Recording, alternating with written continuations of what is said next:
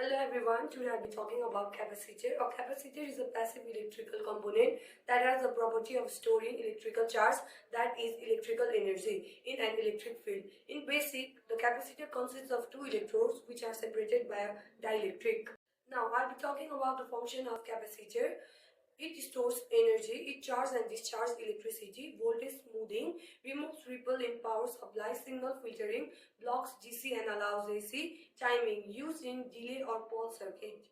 Now I'll be talking about different types of capacitors such as ceramic capacitor, electrolytic capacitor, tantalum capacitor, film capacitor and supercapacitor.